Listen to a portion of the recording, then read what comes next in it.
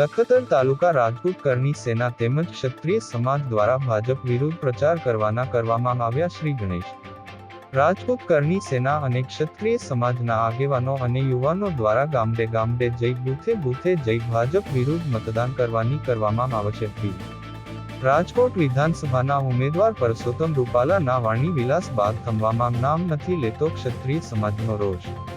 ક્ષત્રિય સમાજ તેમજ રાજપૂત કરની સેના દ્વારા આજરોજ અન્નપૂર્ણા રેસ્ટોરન્ટથી 50 ગાડીઓના કાફલા સાથે ગામડે ગામડે ભાજપ વિરુદ્ધ મતદાન કરવા માટે લોકોને સમજાવવામાં આવશે. લખતર ક્ષત્રિય સમાજ તેમજ રાજપૂત કરની સેના દ્વારા અસ્મિતા મહાસંમેલનના અનુસંધાને ગ્રામ્ય પ્રવાસ કરવાના શ્રી ગણેશ કર્યા.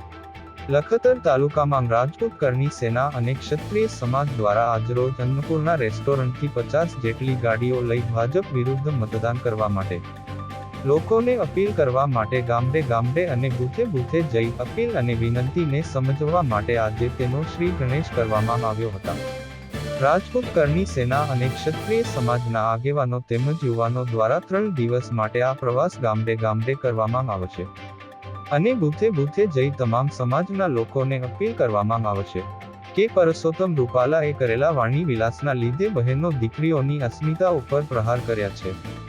તેથી દરેક સમાજના લોકોને અપીલ કરી ભાજપ વિરુદ્ધ 7 મે 2024ના રોજ મતદાન કરવા માટે અપીલ કરવામાં આવશે અને બૂથે બૂથે જઈ લોકોને સમજાવી ભાજપ વિરુદ્ધ મતદાન કરવાનું કહેવામાં આવશે.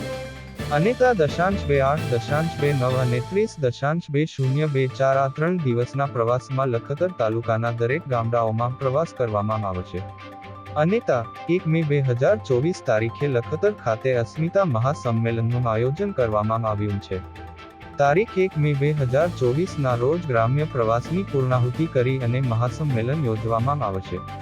ધર્મેન્દ્રસિંહ ઝાલા, લખતર.